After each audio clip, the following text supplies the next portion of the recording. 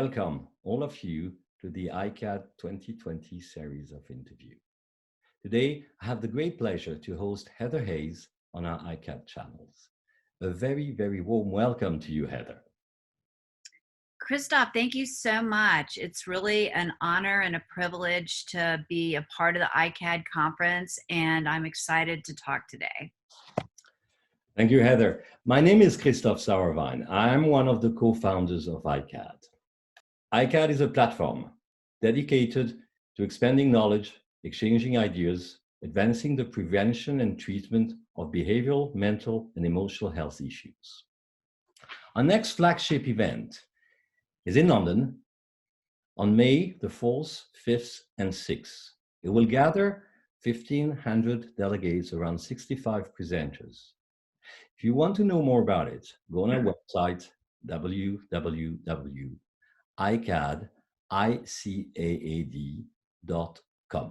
Heather, you will present at iCAAD London in May on the 4th, 5th, and 6th on a very central and important theme about women.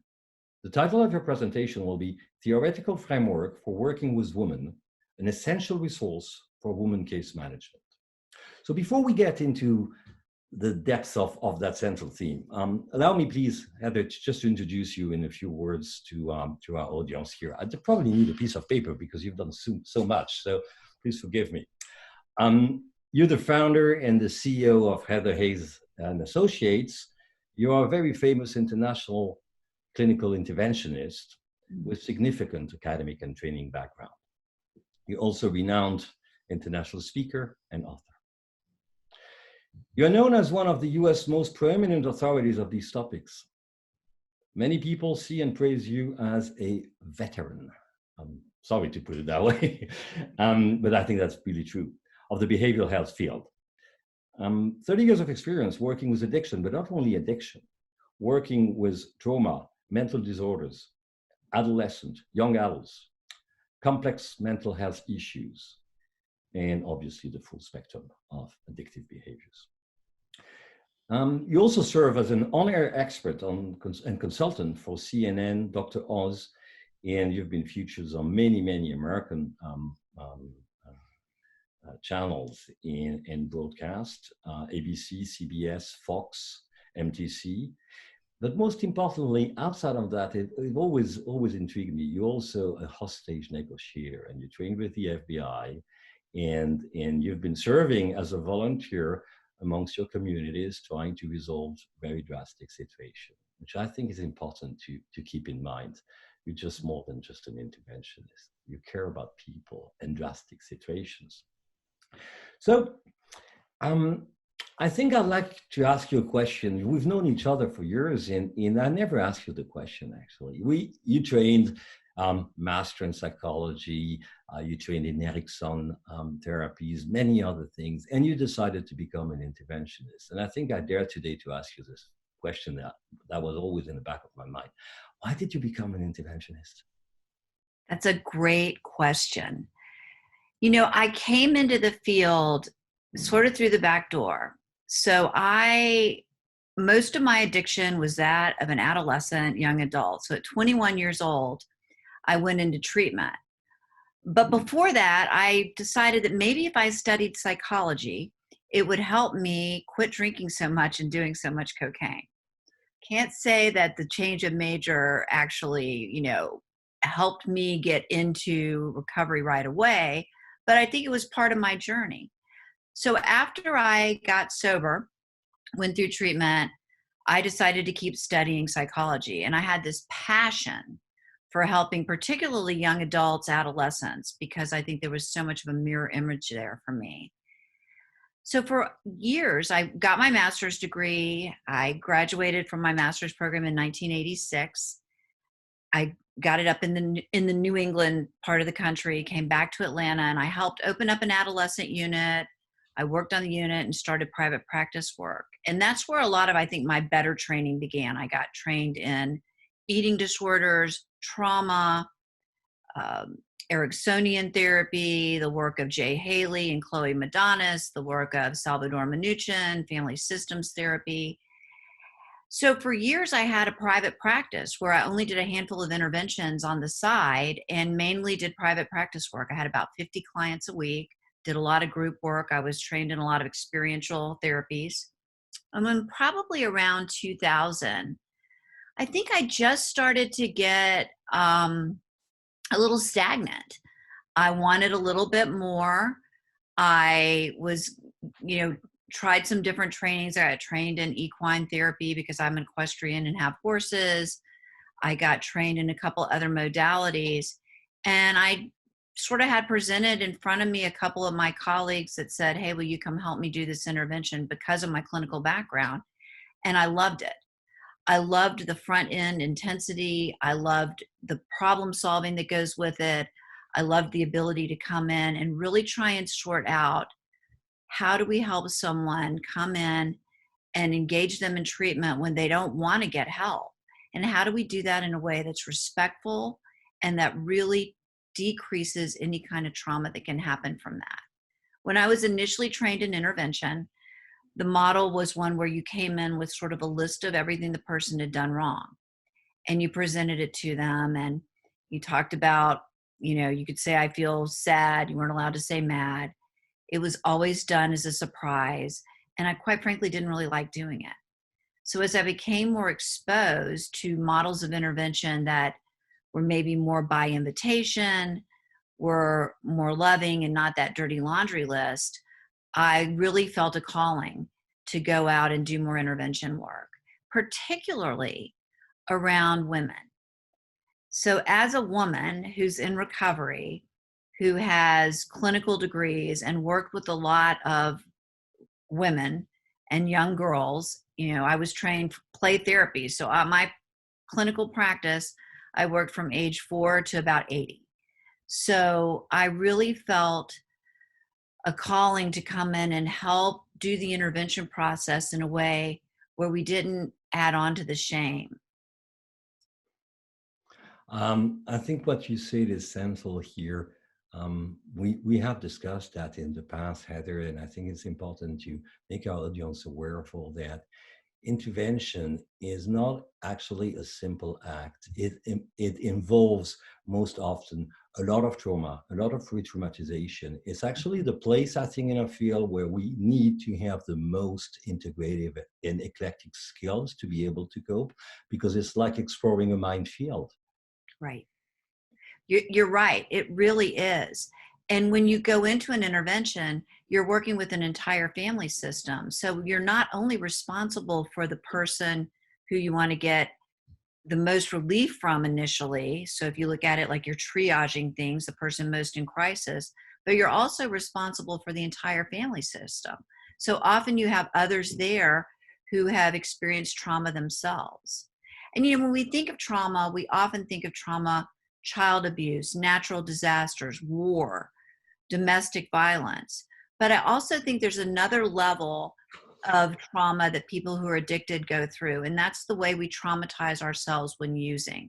So if a 20-year-old young woman is addicted to heroin and doesn't have any money, and the only way she's able to get her drugs is to sexually act out to have sex with her drug dealers, we don't necessarily come in and say she's been raped, but it's very traumatic and it's gone against her morals. And she's done things that as she gets sober, as she gets into recovery, she's done things that she will begin to see the layers peel away. The trauma from that will affect her.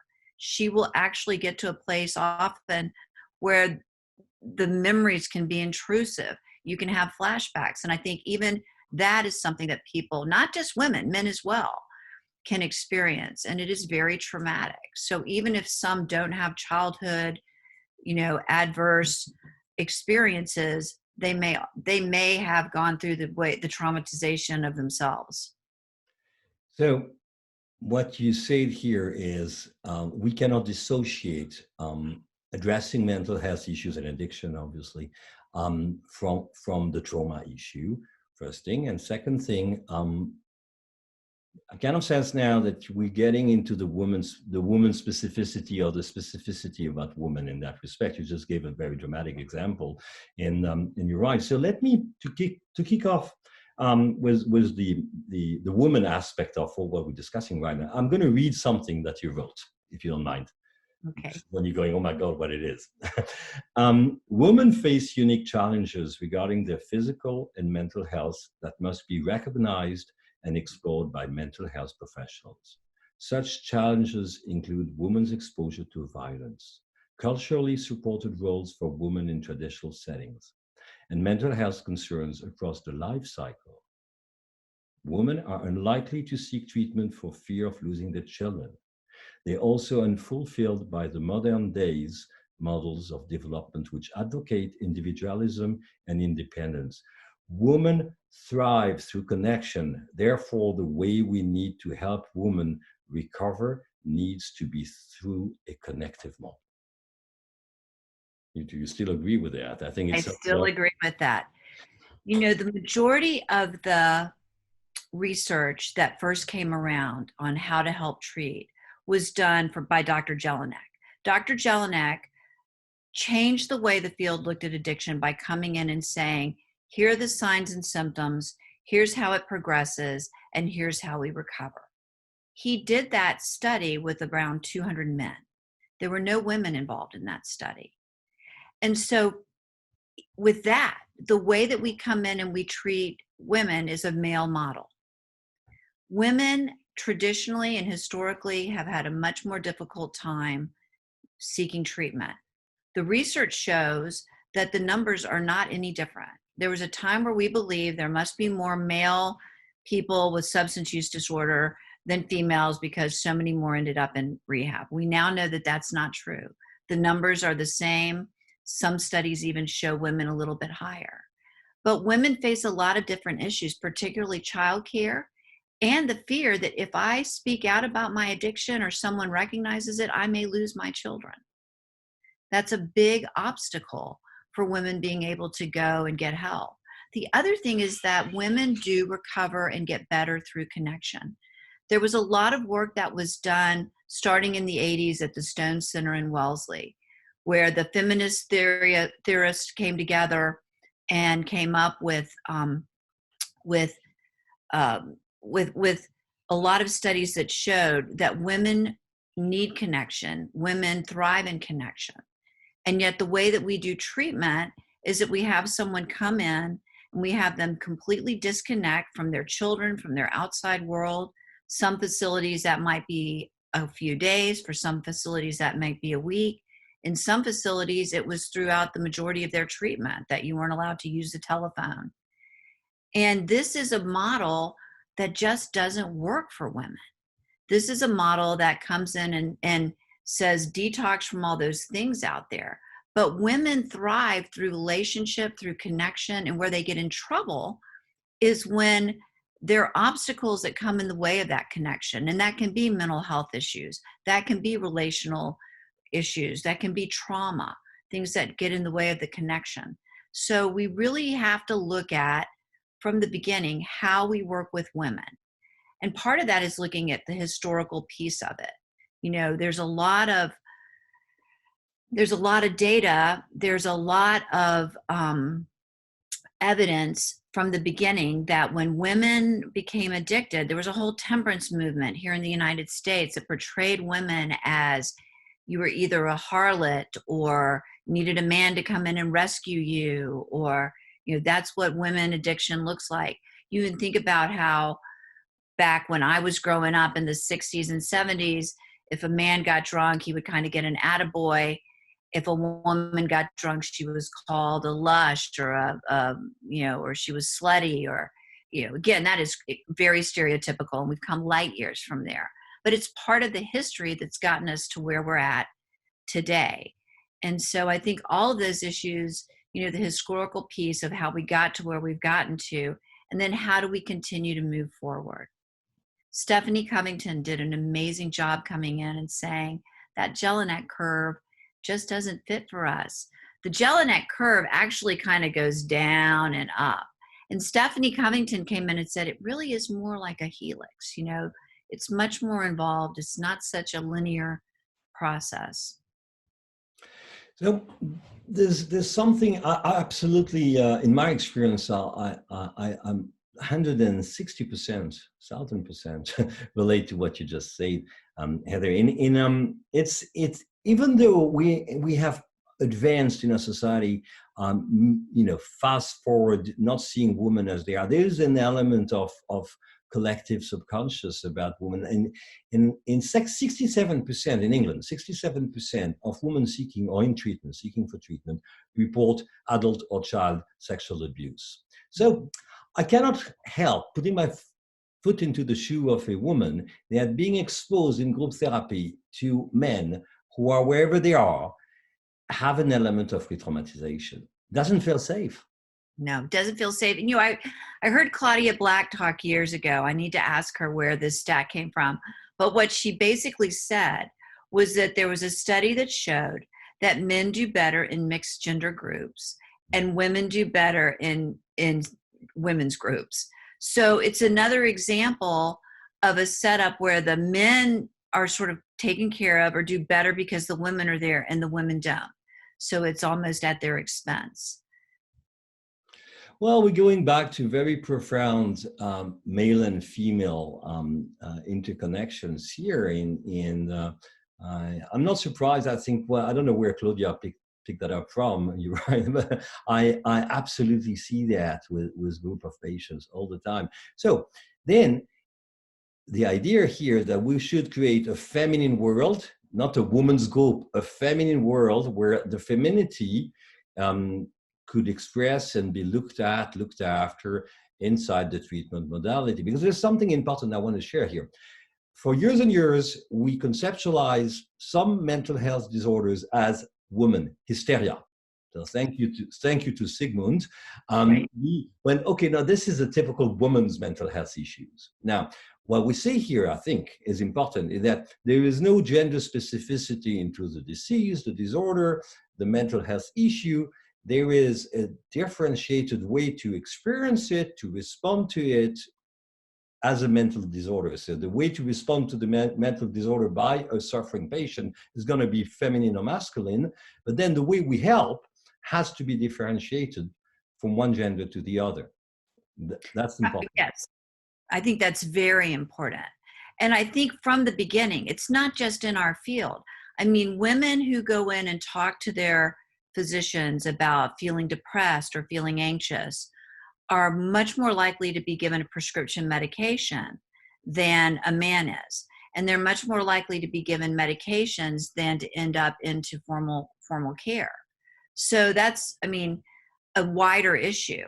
I think that we are growing leaps and bounds in the mental health field and the addiction field at looking at gender issues and looking at gender fluidity, how all of those issues have to be addressed and we have to be sensitive to them. But I think that there's another place where learning needs to happen, and that's in the bigger, with our physicians, with our, particularly our primary care doctors and our OBGYNs. Women are more likely to get prescribed antidepressants by their gynecologists than any other healthcare provider, and second would be their primary care physician. So they're not getting those resources either where they can go and have the therapy, have the connection, and look at the underlying issues.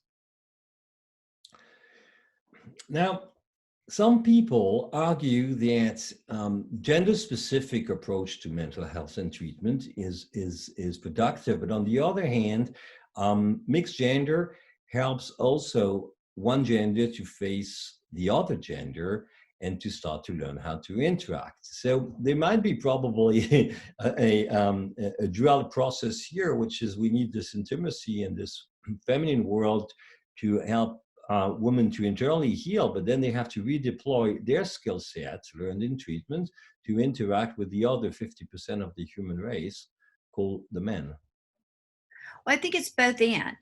And I think a lot of it, there's some women who do very well in a mixed gender group. They're, mixed gender treatment that maybe has a couple of gender specific groups. There are others, because of that historical piece, could be trauma where they need a more gender specific program before integrating back into, that next step after primary care, where a lot of it is looking at integrating back into the community, back into life, and having the structure around to help someone do that. So you don't just go from inpatient back into the, back into the world without any support and a place to process that. But I think what's important is how female clients are addressed within whichever context they're in. Are we helping them to become more empowered? Are we looking at issues that are important, like a mother of a 3-year-old needs that ability to be able to Zoom or Skype or FaceTime with their child in the evening for a few minutes, and the child needs that too. How are we talking about and framing relationships for them? There's a way in which we come in and tend to pathologize people and say, oh, you're enabling, or you're codependent, or you have all these dysfunctional relationships. You need to stop that. Well, it's not black or white. And I think part of it is coming in and help people learn the importance of connection, the importance of attachment, where the beginnings of that even starts. And then how do we help women in particular to move into healthier relationships where they're more empowered, they feel comfortable using their voice, they're able to ask for their needs and work on that through a collaborative team that helps support them and their families, and maybe ways in which the relationships will shift. I think about from the bigger perspective, like when we think about family systems and we think about how systems come to us or present to us when we're in treatment, they come and like you have the family members and they're, you've got this way in which they're organized that's not beneficial, it's not helpful. And there's a part of what happens with good treatment where you have to deconstruct the way the family relates so that they can reconstruct in a way that's healthier, more beneficial. And in that deconstruction phase, it can be disorienting. It can be scary. There's a fight, a push, an internal drive to go back and connect in that way. Anxieties kick up. And so I think part of what our job is too is to help, families and women within families, mothers who have children who are addicted, to learn the importance that we're not saying don't connect. We're saying let's look at healthier ways to connect. Does that make sense? It makes absolute sense. And something came to my mind listening to you, Heather, that one of the characteristics maybe of the femininity of a human being is the connectivity. And it's almost a characteristic that is more salient with females than males. And I'm using female and male because I'm speaking biology probably almost here. It's part of their purpose in giving birth, nurturing, education, upgrowing, and perpetuating the surviving of the species, actually. So this is the idea just came to my mind listening to you. If we cut this propensity to connect in a woman for the sake of mental health treatment, it's almost like a biological amputation. Now we disable an innate capacity of a woman instead of trying to heal it and try to make sense of that and restore it to a form of sanity, because we use words like you're enabling your children, or you're damaging your children because you're having this line of cocaine, or you're this bottle of vodka, whatever. Now, we disrespect the profound nature of the femininity of that human being when we do that. Well, I think we disrespect the importance of the relational connection too. That whole, in cultural relational therapy, they talk about when people are able to connect, when they're able to connect in healthy ways, it helps fill their lives and it helps them to flourish, they even talk about what they call the 5 good things. And one of the 5 good things is zest. And when you have zest, it's like that energy in your life, that passion, it helps to give more meaning. So I think that we can slow those things down. I also think that people are resilient, women are resilient. And so there are a lot of women, myself included, that went through traditional treatment and somehow, some way were able to sort through and work out and find those connections. I mean, when I look back on my earlier years in recovery, again, woman and a young adult, so two issues there. For me, some of the things that stand out as being the most important are the relationships that I had. The relationships that I had with my physician, who was patient with me when I was in rehab, when I was arguing and fighting about how I was way too young to have to stop using drugs. My relationship with my therapist that I had, who helped me get into treatment. The relationship with the people in 12-step that helped me to know that I could have a good life, that I could flourish. The relationship with, so again, I think that we come around, many of us, but if we could take out that piece where you have to fight, and maybe others who are really turned off by the lack of, again, being told you can go to treatment, but you can't talk to your children for X amount of time, or the parents who come in and say, I'm the worst mother ever because I'm enabling my child. And then you ask them to kick their kids out and they're not ready to do that. And again, I think there are ways that sometimes we cause more harm than good. And then looking at, for me, when relational therapy was presented to me, when I began to learn even about object relations therapy in graduate school, things started to make more sense. And I thought, oh, this is such an important piece that we don't necessarily get in treatment or just through, 12-step recovery that can really make a difference. So I think it's also on us to come in and say, for women, here are things that are different. Here's a different way for us to approach this with you. I mean, down to even looking at hormones and what women go through hormonally monthly. Or one of the trends that I've noticed over the years as an interventionist is that often women will be pretty successful. I don't know if you want to call it functional drinking, or functional use, but it looks different.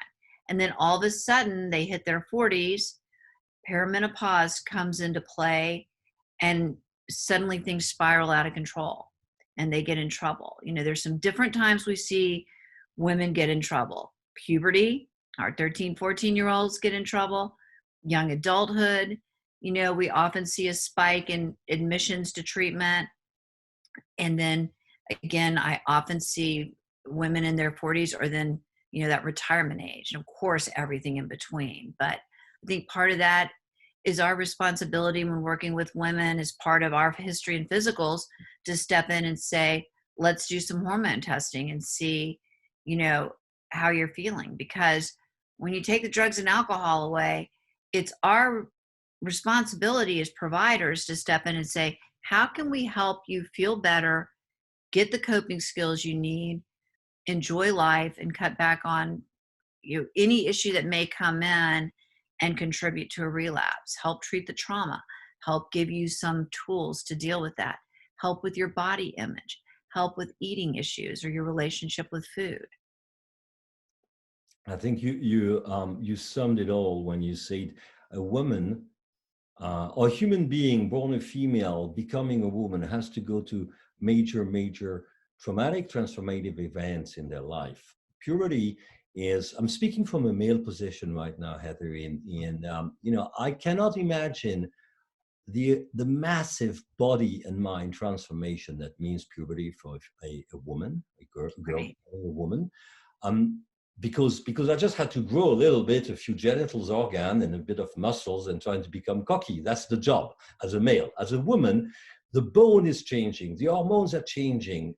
There's the monthly bleeding. I mean, there's a lot of sacrifice here. You have to sacrifice, a woman have to sacrifice part of their body, as in being penetrated. I mean, it's a biological amputation or abuse, and it's not abusive necessarily in the act, but there is an element of physical transformation, as in part is lost. And then comes the womanhood, and then pregnancy, 9 months carrying a human being. It's heavy, it's exhausting. Hormones are challenged again.